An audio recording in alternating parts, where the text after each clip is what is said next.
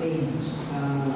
Nós estamos aí na reta final já do livro de Provérbios. Pode passar aí, irmão. E o título, né, que nós pensamos aí para Provérbios foi Como Caminhar nesse Caminho da Sabedoria. Eu queria só recapitular aqui de forma rápida alguns pontos principais em relação ao livro de Provérbios. A gente pensou ali no versículo-chave, que foi aquele que falava do caminho de Javé, e esse caminho de Javé, então, é esse padrão de vida pelo qual todo o povo de Deus ele é chamado a caminhar durante todas as eras. Então, pensamos aí como o ponto principal do livro de Provérbios seria como manter o Senhor, esse Deus que é o Deus do pacto, no centro das nossas vidas. E tudo que nós fazemos seria justamente esse o ponto principal aí do livro de Provérbios. Então, nós vimos como colocar a nossa confiança no Senhor, como o Provérbios nos chama a colocar a nossa confiança no Senhor, que ele fala ali, então, toda a nossa confiança no Senhor é uma confiança que não tem ressalvas, é uma confiança que não tem reservas, mas toda a nossa confiança no Senhor. Provérbios também fala muito a respeito da família, e vimos então que Provérbios ele reforça o modelo de família que Deus instituiu lá em Gênesis. Esse modelo de família entre um homem e uma mulher, essa hierarquia que existe, entre os pais e os filhos. Vimos também como essa mulher ela deve se comportar. Durante todo o livro de Provérbios a gente vê esse contraste que ele vai fazendo, que Salomão vai fazendo entre uma mulher piedosa, que é aquela mulher que edifica o seu lar, e aquela mulher que é uma mulher adulta. Então ele, de forma muito firme ali, ele combate o adultério, porque a gente fez essa relação então que quando o povo de Deus ele segue outros deuses, a Bíblia coloca isso exatamente como um adultério. Nós vimos também, irmãos, que Provérbios ele fala sobre trabalho e finanças, como então a gente se relaciona com as finanças da forma correta, como então deve ser o nosso trabalho, aquilo que o Senhor nos dá, ou seja, o nosso mandato cultural, como é que a gente deve desenvolver. E vimos então que esse mandato cultural a gente deve desenvolver com excelência. Nós somos chamados a não fazer como a gente faz aqui, meia boca, mas tudo que a gente faz, a gente deve fazer com diligência, a gente deve fazer com excelência para o Senhor. Vimos então o temor do Senhor como o princípio da sabedoria, e olhamos também, vimos que o livro de Provérbios é um livro pactual, é um livro dado ao povo de Deus, e o Deus que se revela em Provérbios é o Deus que se revelou a Moisés. Então, é o livro da Bíblia que tem a maior porcentagem do nome de Deus, se a gente for comparar a quantidade de versículos que tem e a quantidade de vezes que o nome de Deus aparece. Provérbios é o livro que tem então essa maior porcentagem. E dessa maior porcentagem, em 12 vezes aparece exatamente o nome pactual de Deus, mostrando então que o Deus que está se revelando é o Deus do pacto. Ok? Hoje, irmãos, a gente vai já caminhando aqui a reta final do Provérbios. A gente vai falar sobre um tema que Provérbios ele também reforça muito, é um tema extremamente importante, não é que durante todas as sessões do livro esse tema vai ser repetido, que é justamente o uso da nossa língua. Então, quando a gente vai lá em Tiago, capítulo 3, a gente vê que a língua, como Tiago se refere, é esse mal incontido. O homem, Tiago fala de uma forma interessante, aquele que consegue refrear a sua língua é um perfeito varão. Isso que Tiago diz lá no capítulo 3. Tiago diz: se alguém não tropeça de falar, é perfeito varão. Já em Efésios capítulo 4, Paulo diz que as nossas palavras, então, elas devem edificar, elas devem transmitir graça. Então, Provérbios ele enfatiza muito a forma como a gente se comunica, a forma como a gente usa então a nossa língua. Então, o primeiro ponto aí ela pode ser usada tanto como fonte de vida, como para destruição. Eu vou pedir que, então, que duas pessoas abram aí, uma em Provérbios 10, para ler o versículo 11 e o versículo 21, e uma pessoa em Provérbios 11, para ler o versículo 9 e o versículo 11.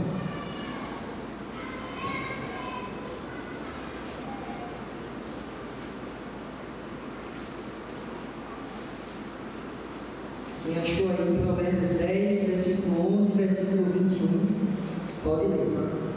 A boca do justo é manancial de vida, mas na boca dos perversos mora a violência. Os lábios dos justos apacentam a mente, mas por falta de senso morrem os todos. Ok, então ele trata aí a boca dos justos como um manancial de vida. Através daquilo que ele fala, então, ele transmite a vida, ele edifica, ele transmite graça. Provérbios 11, 9, versículo 9, versículo 11.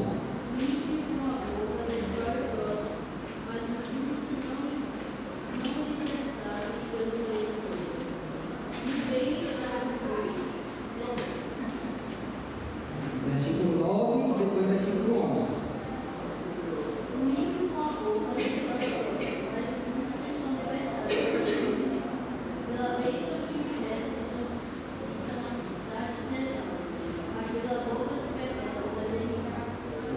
Ele trata aqui como uma cidade então sendo destruída, não é, pela boca dos perversos. Então esse é um tema aqui que é de fundamental importância.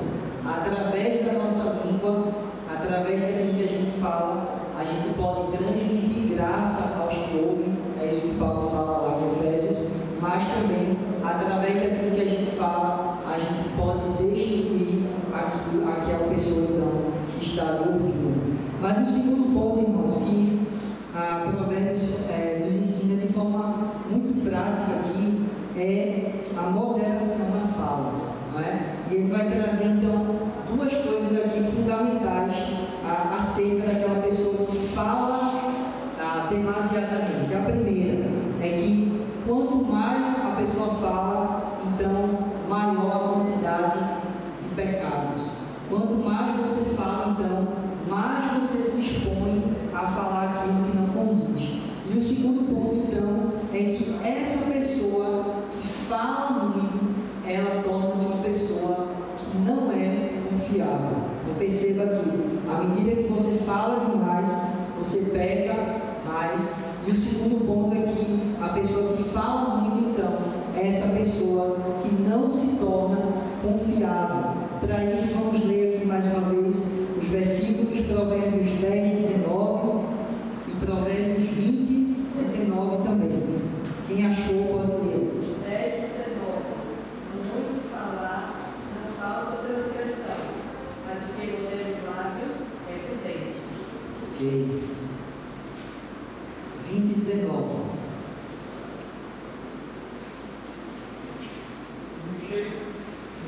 Ele revela o segredo, portanto, não te metas com quem muito abre os lábios. Ok, então o mexeriqueiro, e aqui a palavra, né? Parece nordestina, né? O mexeriqueiro, ele é aquele então, que revela o segredo. Então, de forma que muito contundente, ele diz: não te metas com aquele que abre muito os lábios. Tá certo? Então, de forma muito prática, os provérbios nos ensinam a como a gente se comunica, não é? A gente vê por aí tantos cursos, né, de comunicação, né, de como você deve então viver, como é que você fala ou deixa de falar, mas a gente tem aqui, irmãos, na palavra de Deus, ensinamentos muito práticos da forma como a gente deve então se comunicar. Mais uma coisa que Provérbios então combate aqui é as contendas e as rixas. Tá? Nós não vamos ler esses versículos aqui, mas também através da língua, através daquilo que a gente fala, a gente então suscita ou não contendas e rixas. Então perceba que a língua é uma fonte de vida, nós devemos falar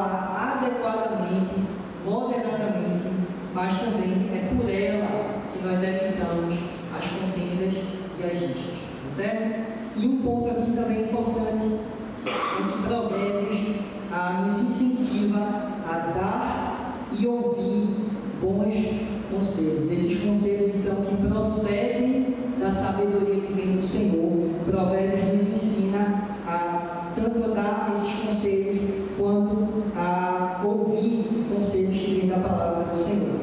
Mas é interessante, irmãos, aqui a gente pensar, quando a gente pensa em conselhos, não é? Porque o primeiro ponto do aconselhamento é que ele deve ser feito, o objetivo e o alvo principal do aconselhamento é a glória de Deus. Nós aconselhamos alguém para que ela então corrija o seu caminho e Deus seja glorificado. O aconselhamento não é simplesmente porque eu estou gostando ou não de algo que está acontecendo. O meu objetivo ao aconselhar, ao exortar o irmão, é justamente porque o fim principal é a glória de Deus. Mas é interessante também, irmãos, porque quando a gente pensa em aconselhamento, às vezes nós estamos do lado daquele que aconselha, às vezes nós estamos do lado daquele que é aconselhado, não é? E nós precisamos então saber estar nesses dois lados. Tem pessoas que têm muita facilidade ao aconselhar, mas quando ela vai ser aconselhada, ela tem muita dificuldade. Então isso revela o pecado muitas vezes ali do orgulho, não é? Tem muitas pessoas que recebem um conselho, tudo certo, ouvem, fazem, mas tem muita dificuldade quando elas têm que ir lá e aconselhar. Então a falta da fala muitas vezes é também um pecado, né? É o temor do homem que você deixa de aconselhar quando você deveria aconselhar. Então, Provérbios nos incentiva tanto a dar quanto ouvir bons conselhos. Então, você pode estar do lado daquele que aconselha, mas você pode estar do lado daquele que é aconselhado. E no Senhor você precisa saber estar desses dois lados. Não ter orgulho para ouvir o conselho, mas também não ter o temor dos homens, porque o objetivo seu é a glória de Deus. Então, se é a glória de Deus e eu preciso falar, eu tenho que ir lá falar. Então, Provérbios aqui, irmãos, de forma muito prática. Você não precisa fazer nenhum curso que vender na internet. Provérbios vai ensinar como você fala, a hora que você fala, para que você usa então a sua língua e então que você deve ouvir também e aconselhar, ok? Daniel, pode passar. Eu trouxe aí uma frase que é do livro do Richard Baxter. Ele tem um livro que chama Como Controlar a Sua Língua, Sinais e Orientações. Eu achei essa frase muito adequada para tudo isso aqui que Provérbios nos ensina. Veja o que ele diz. Nossa língua é instrumento de louvor ao nosso Criador, e ela nos foi dada com um propósito: bendizermos o seu nome, declararmos as suas obras com alegria. O que Deus espera do homem não é uma pequena porção desse serviço desempenhado pela língua, nem uma parte ínfima do propósito pelo qual fomos criados. O uso de todas as nossas capacidades, atribuições e graças mais elevadas acontece expressamente pela língua. Nossa sabedoria e conhecimento, nosso amor e santidade são muito desperdiçados no que diz respeito à honra de Deus, ao bem dos outros, se não forem manifestos. Então perceba aqui que a língua, ela manifesta aquilo que nós temos então recebido do Senhor. A língua é o meio pelo qual a gente torna público aquilo que está no nosso coração. Então o Senhor Jesus diz: a boca fala que está cheio o coração. É por meio da língua que nós tornamos pública as verdades então que nós temos no nosso coração. Então, veja o que ele diz aqui: todos esses atributos são muito desperdiçados se eles não forem manifestos então corretamente. Pode passar, Daniel. Então, Richard Baxter continua: a língua é o farol ou a janela pela qual a alma olha para fora e resplandece sobre os outros. Portanto, o pecado ou o defeito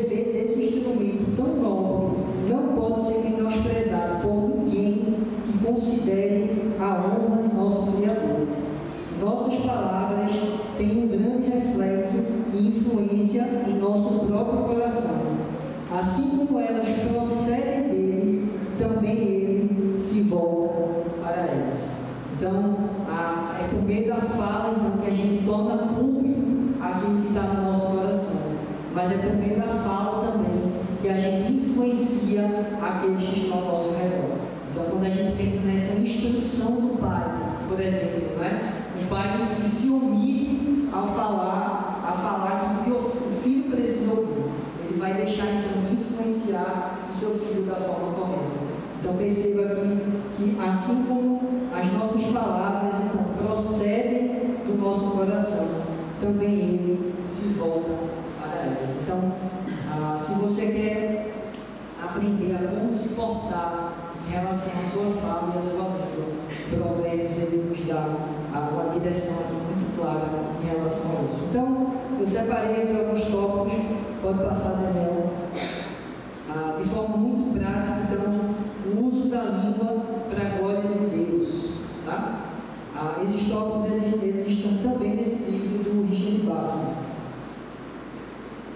Diz assim, os tópicos aqui para a gente pensar de forma mais prática aqui, então, como a gente deve usar a nossa língua. Glorificar a Deus pela exaltação de seu nome, proclamar os louvores de seus atributos e obras, dar-lhe graças pelas misericórdias já recebidas, orar a Ele pelo que desejamos, por nossos irmãos, pela igreja e pela conversão de seus e nossos inimigos, estabelecer nossas alianças e votos essenciais, dar profissão clara de nossa fé, sujeição e obediência a Ele diante dos homens, pregar a sua palavra, pregar a sua palavra ou proclamá-la em nosso falar, ensinar aqueles que estão sob nossos cuidados e instruir os nécios e equivocados quando tivermos oportunidade, defender a verdade de Deus em assembleia ou debate e rejeitar a falsa doutrina dos charlatães, exortar os homens às suas responsabilidades pessoais e reprovar seus pecados particulares e nos esforçarmos para fazer o bem como pudermos. Pode passar, Daniel. Confessar nossos próprios pecados a Deus, defender a causa do justo e do inocente e clamar por eles diante de falsos acusadores, perdoar as pessoas que têm direito ao perdão. Por fim, sermos instrumentos do diálogo mútuo, da manifestação de nossas afeições e respeito comum, e cumprirmos todas as nossas ocupações, ensino, artes, produções e etc. Então veja aqui quantos usos aqui da nossa língua para a glória de Deus. Não é? A nossa língua é esse instrumento então que o Senhor nos deu para que a gente manifeste a sua graça. Não é? Mas Tiago então vai dizer: perfeito é o varão que consegue refrear a sua língua. Não é, irmãos? Então, quando trata-se daquilo que a gente fala, a gente precisa pedir mais a orientação do Senhor. Não é? A gente precisa pedir mais a graça do Senhor em relação à forma como a gente se comunica, a forma como a gente se dirige então às pessoas. E Provérbios então ele nos dá uma luz, ele nos dá um norte aqui muito claro de como a gente então deve glorificar Deus também nessa área. Pode passar, Daniel. E aqui, irmãos, chegando então na reta final de Provérbios 4, capítulo 23, Salomão diz assim: sobre tudo o que se deve guardar, guarda o coração, porque dele procedem as fontes da vida.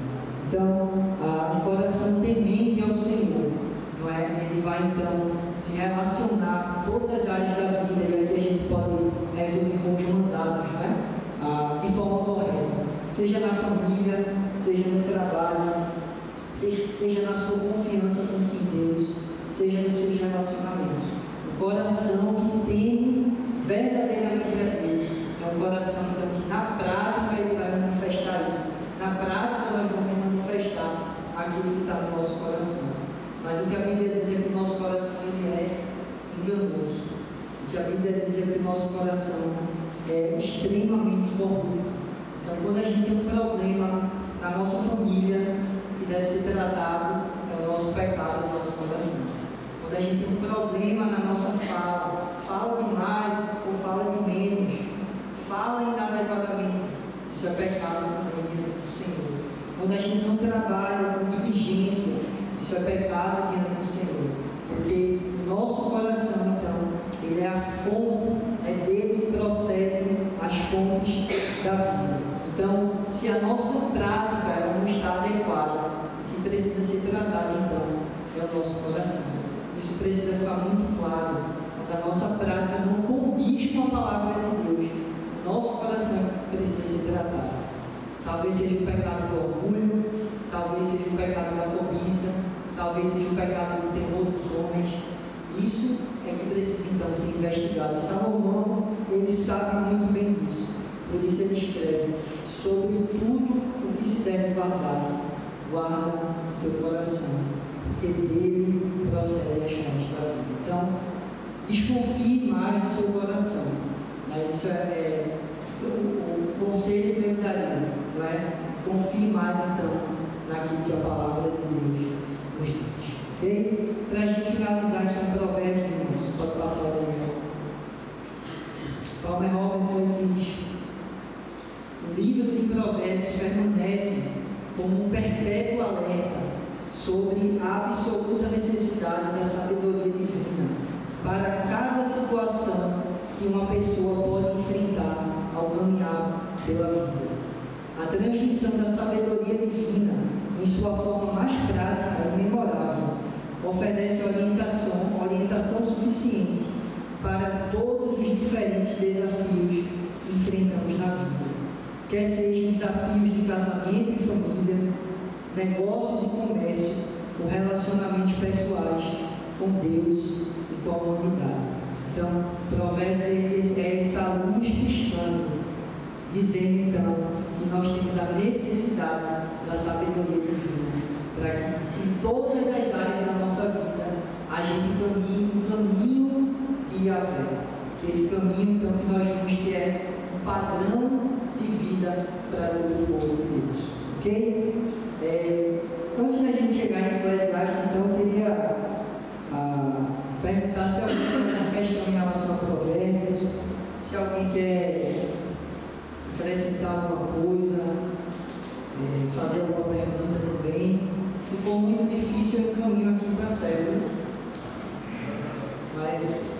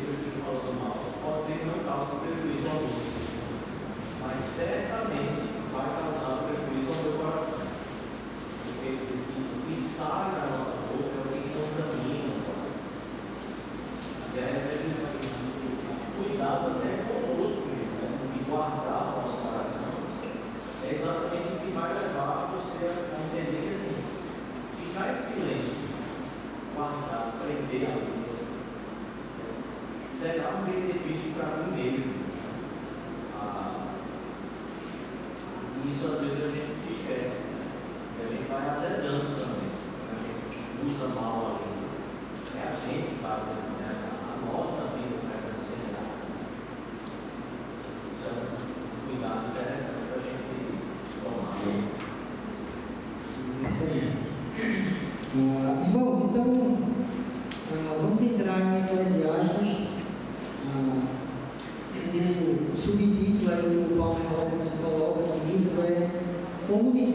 as frustrações da vida. Tá? A gente vai hoje então dar esse start aqui em Eclesiastes, mas a gente continua então na semana que vem. Mas eu queria mais uma vez perguntar a vocês qual a sensação que vocês têm ao ler Eclesiastes. É um livro que ele mexe bastante, né? Como se fosse, tem hora que parece que a gente está numa montanha-russa, né? Tem hora que aproveita, tem hora que, opa, a vida é assim mesmo. Qual é a sensação que eu ouvi vocês, que vocês têm ao ler Eclesiastes? É um livro que é extremamente difícil. E aí? Roberto tinha a sensação de ser um professor muito animado com a palavra de Deus, querendo ensinar o filho dele a andar no caminho do Senhor. Já Eclesiastes parece um símbolo que viveu a vida, né? Muito bem. E aí percebeu que ele vai foi a do bem. Mas graças a Deus que no final ele se recompõe, né? Ele fala, sobretudo guarda a lei do Senhor, a sabedoria do homem. Então, um misto de sensações. Às vezes aquela sensação assim, não vale a pena. Não vale a pena. Ele precisa trabalhar. Não vale a pena. Pena. Cínico, chamamos Salomão de cínico.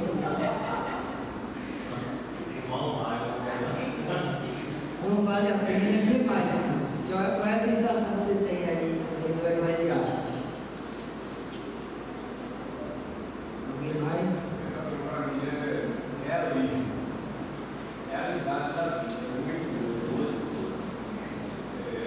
tapa na cara. Tem realismo sem floreio, sem romantizar.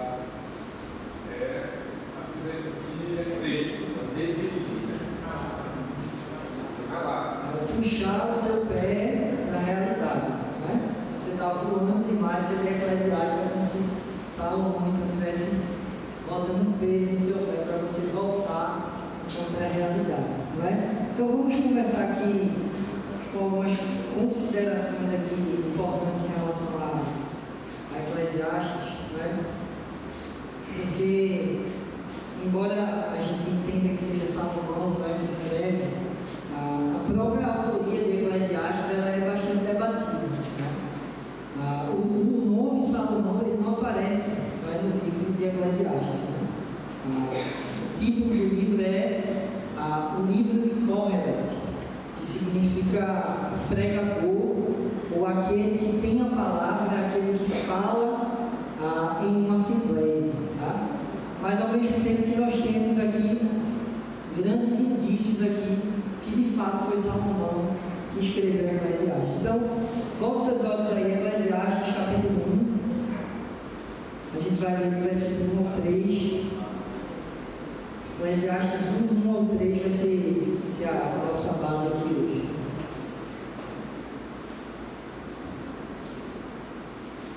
Eclesiastes 1 ao 3 diz assim: palavra do pregador, filho de Davi, rei de Jerusalém. Vaidade de vaidades, diz o pregador. Vaidade de vaidades, tudo é vaidade. Que proveito tem o homem de todo o seu trabalho com que se afadiga debaixo do sol. Então ele já começa dando um choque, não é, na gente. Mas o fato, irmãos, é que Eclesiastes, diferente de Provérbios, por exemplo, em nenhum momento em Eclesiastes aparece o nome particular de Deus. O nome Javé, a gente viu que em Provérbios esse nome ele aparece repetidas vezes, mas em Eclesiastes esse nome não aparece nenhuma vez.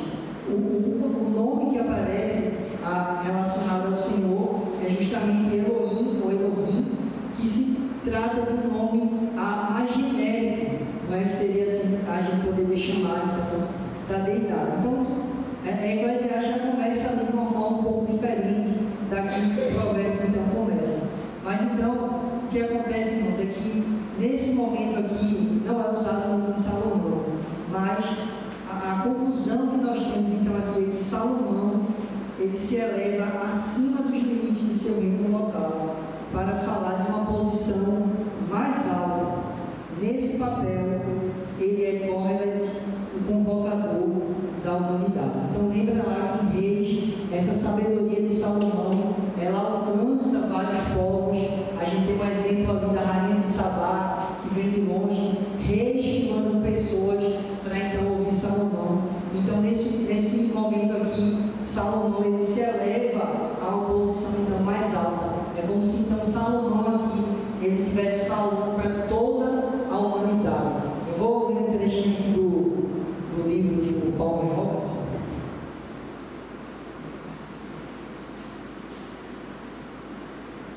Ele diz assim: se a audiência-alvo é a humanidade em geral, em vez de Israel em particular, essa perspectiva pode ainda fornecer uma possível explicação quanto ao porquê de um orador em primeira pessoa no livro de Eclesiastes ser tratado como Corelet, em vez de Salomão.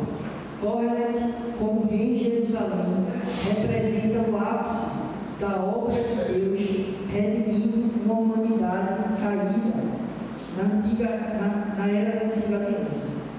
Como convocador divinamente designado de toda a humanidade, como o ápice da fonte da sabedoria, Corelet se ergue acima dos limites do reino local e fala do alto de uma posição então mais elevada. Então aqui a gente não vê o nome pactual de Deus, tá certo?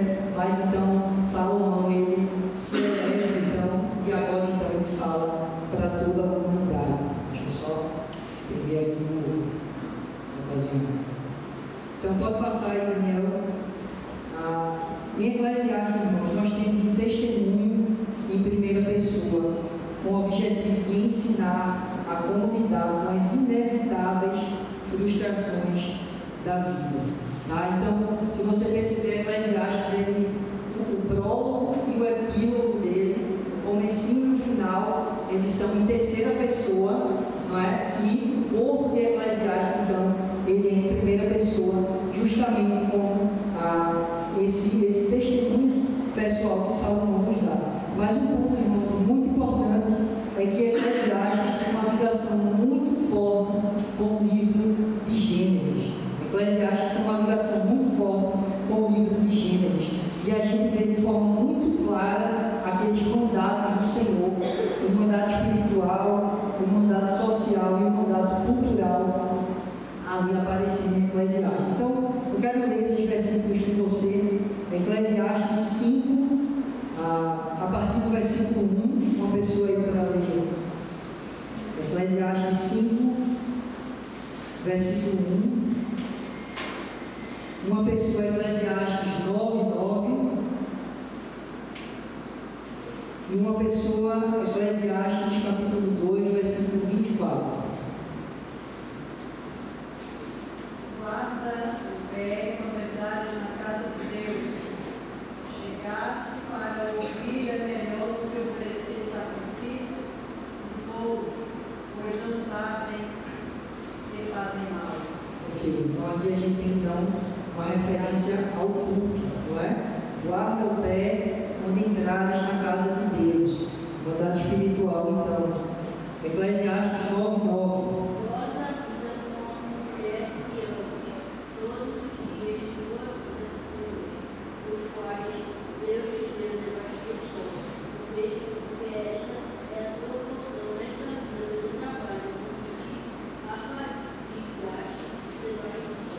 Então temos aqui então aproveita a vida com a mulher então, que você ama. Temos uma referência também aqui ao casamento, ao mandato social. E Eclesiastes 2, 24.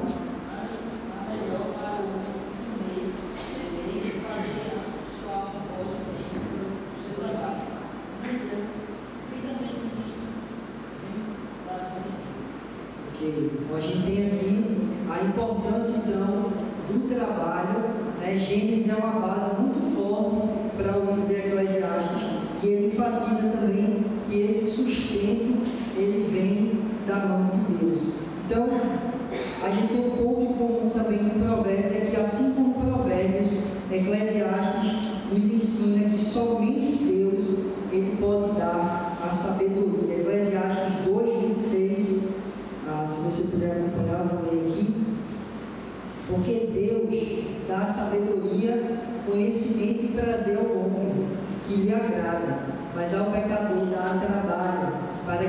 ajunte e amontoe a fim de dar àquele que agrada a Deus. Então perceba aqui que, assim como Provérbios, Eclesiastes enfatiza que essa sabedoria, então, ela vem de Deus. A sabedoria, o conhecimento e o prazer. No versículo que nós lemos, versículo 24, ele diz que o sustento, então, também vem do Senhor. Mas, pode passar, Daniel, tem um termo aí, então, que é um termo chave, então, para a gente conseguir compreender o livro de Eclesiastes, né? É justamente que ele fala aqui nesses versículos iniciais: vaidade de vaidades, diz o pregador, não é? Tudo é vaidade. Esse é um versículo que, esse é uma palavra, esse é um termo que, exceto no capítulo 10, ele aparece em todos os capítulos de Eclesiastes. E o significado mais literal seria a ideia do sopro, a ideia daquilo que é algo passageiro, a ideia daquilo que é fugaz. A ideia de vaidade é algo que passa rápido, é algo que é transitório. E é interessante porque essa é a raiz do nome Abel, não é? Caim, Abel, a raiz do nome Abel é justamente essa mesma raiz aqui, que a gente pode chamar de rebelde, tá certo? Então aparece esse termo 36 vezes em Eclesiastes. Mas fora de Eclesiastes, eles têm esse termo, ele pode surgir com significados diferentes. Então pode significar a intimidade de ídolos, mas também a transitoriedade da nossa vida. Então Salmo 144, Salmo 39, ele dá uma ideia do sopro. Quando esse termo aparece, é essa ideia de algo que é transitório. Então Palmer Roberts, ele vai dizer que talvez uma melhor tradução seria frustração. Então ele diz: a reação normal do ser humano ao caráter fugaz de todas as experiências da vida é uma sensação de frustração. É justamente essa sensação de correr atrás do vento. E a ideia de correr atrás do vento é tentar pastorear o vento, não é? É algo que a gente não consegue. Então, quando Salomão ele traz esse termo vaidade, ele está trazendo justamente nessa ideia de algo que é transitório, de algo que é passageiro, mas de algo que também, de certa forma, deixa a gente frustrado, não é? Porque a gente, como se a gente não conseguisse, é a ideia ele junto com o correr atrás do vento, faz a combinação perfeita. A gente não pastoreia o vento. E por isso, então, a gente chega à conclusão que tudo é vaidade. E mais uma expressão pode passar, Daniel, também que é bem importante aqui em Eclesiastes, é a expressão debaixo do sol. Essa é uma expressão também que acontece com certa recorrência em Eclesiastes, mas ela não traz a ideia de uma visão de vida sem Deus, mas descreve o ciclo da vida humana na Terra. Essa ideia do sol nasce, do sol se põe, é justamente essa vida debaixo do sol, essa ideia de Salomão, ele fala, vai geração, vem geração, essa ideia desse ciclo que é extremamente repetitivo. Então, essa ideia do debaixo do sol refere-se, aí como o Bruno falou, né, dessa realidade, né? Debaixo do sol refere-se a uma perspectiva realista do mundo, em que a humanidade caiu em pecado, não é? Essa realidade nua e crua de que a humanidade caiu em pecado. Então, debaixo do sol mostra então esse ciclo da vida humana, mas também nos traz essa ideia da realidade, então, que a humanidade caiu em pecado. Então, a gente tem um testemunho pessoal de Salomão, que nos dá credibilidade. Não está falando de algo que ele ouviu falar, mas ele mesmo diz: vi todas as opressões. Ele fala em primeira pessoa, ele vai dizendo aquilo que ele viu, aquilo que ele testemunhou. Então, por isso, ele constata exatamente como é a vida debaixo do sol. Mas, apesar da melancolia, irmãos, o livro também nos chama a aproveitar essa vida debaixo do sol, não é? E a pergunta então é como, não é? A gente tem uma realidade que é difícil, uma realidade que é extremamente oprime muitas vezes por conta do pecado, porque essa é a realidade que o mundo está. Mas então, ao mesmo tempo que Salomão então, nos chama a aproveitar essa vida debaixo do sol. Então, a gente tem esse sabor meio amargo em Eclesiastes, né? E o nosso desafio, irmãos, vai ser a gente olhar para esse livro e enxergar Cristo. Enxergar esse Deus que sustenta todas as coisas, esse Deus que, apesar dos nossos olhos não enxergarem, não entenderem tudo aquilo que está acontecendo, a gente tem a certeza, então, que esse Deus ele permanece no controle. Então, o nosso desafio vai ser como olhar com esperança para essa vida debaixo do sol. Como a gente enxerga Jesus nessa vida debaixo do sol. Essa é o nosso objetivo aqui com o livro de Eclesiastes. Então, para a gente finalizar, eu trouxe um versículo de Romanos, porque o apóstolo Paulo ele usa também esse termo vaidade, né? Paulo, então, Romanos 8, 20 e 21, ele diz assim: pois a criação está sujeita à vaidade, não voluntariamente, mas por causa daquele que a sujeitou, na esperança de que a própria criação seja redimida do cativeiro da corrupção para a liberdade da glória dos filhos de Deus.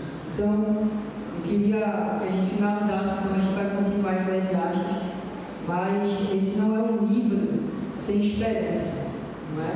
Ele vai falar do temor do Senhor, ele vai falar que Deus é soberano, ele vai falar que Deus é aquele que nos sustenta, ele vai nos animar para que a gente aproveite a vida como fruto daquilo que nós temos recebido dele mesmo. Mas acima de tudo, irmãos, é possível olhar para o nosso Salvador, é possível olhar para Cristo em Eclesiastes. Então, há um dia em que toda a criação que hoje está sujeita à vaidade, ela vai ser redimida, não é? Então, nós precisamos olhar para esse mundo que nós vivemos com esperança, mas não com esperança em nós mesmos, mas com esperança no nosso Salvador. Ok? Na semana que vem, então, a gente vai olhar então para o Senhor Jesus, olhar para o Evangelho no livro de Eclesiastes. Amém? Vamos orar para a gente finalizar.